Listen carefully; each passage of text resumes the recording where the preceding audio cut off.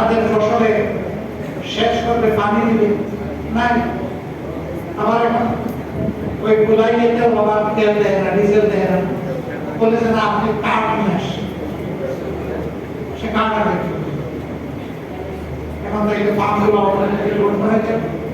এর কুফল হিসাবে আগামী মৌসুমে আমাদের খাদ্য উৎপাদন মারাত্মক ব্যাহত হবে এবং খাদ্য ঘাটতি বাংলাদেশ অবশ্যই দেশে আমরা দুর্বিপদে দিচ্ছি। কারো ঘর পুড়ে আর কেউ সেই ঘরে থাকা আলু পোড়া খায়।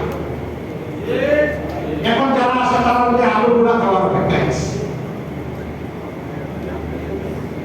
আল্লাহ তাআলা এই জাতিকে হেফাজত করুন। আমরা জনগণকে কথা দিচ্ছি, আমরা ৭৭ জন যারা আপনাদের হয়ে সংসদের ভিতরে ঢুকেছি, আমরা ৭৭ জন ১৮ কোটি মানুষকেও পাহারা দেব। আর সংসদের ভিতরে জাতির কপাল নিয়ে কেউ ডাকাতি বা সিন্ডিকেট করতে না পারে তাও পাহারা দেব। আপনারা দোয়া করবেন, আমরা কোনো অন্যায়ের কাছে মাথা উন্নত করবো না এবং অন্যায়ের ব্যাপারে ছাড়ও দেব না। আমাদের পলিসি স্পষ্ট, ন্যায় কাজে সহযোগিতা সমর্থন, অন্যায়ের বিরুদ্ধে প্রতিবাদ এবং প্রতিরোধ। সেই জ্ঞান আমরা তুলে রাখবো ইনশাআল্লাহ। আল্লাহ বাংলাদেশকে নব্য ইসলামের হাত থেকে মুক্ত করার ব্যবস্থা করবে। এই লড়াইয়ে সবাইকে আপন জনতাকে আমি শরীর হওয়ার জন্য আহ্বান জানাচ্ছি, কারণ লড়াইটা জনগণের জন্য, আমাদের জন্য।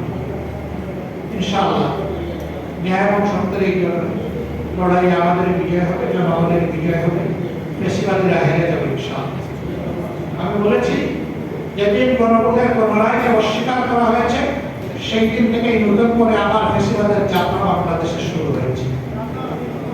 আমরা এই যাত্রা প্রথম যাত্রা আমরা থামিয়ে দেবো ইনশাআল্লাহ, আমরা আগাতে দেব।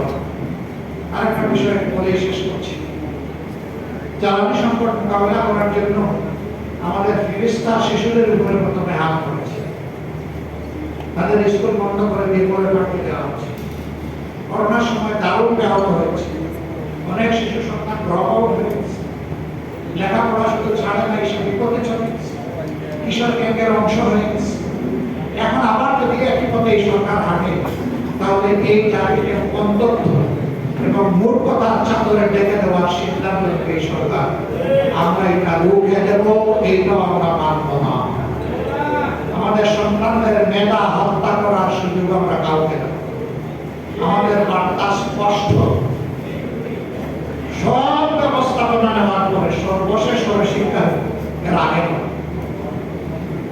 শিক্ষা দিয়ে নয়, লোড ম্যানেজমেন্ট বলে আর ডিমান্ড ম্যানেজমেন্ট বলে আমার শিশু সন্তানদেরকে দিয়ে নয়, শিক্ষা দিয়ে। এটা সবার শেষ, এটা 18 কোটি মানুষের জন্য, আমাদের ভবিষ্যৎ বাংলাদেশের জন্য, ভবিষ্যৎ প্রজন্মের জন্য, মাথা উঁচু করে দাঁড়ানো একটা শিক্ষিত জাতির জন্য আমরা একটি কোনো কম্প্রোমাইজ করব।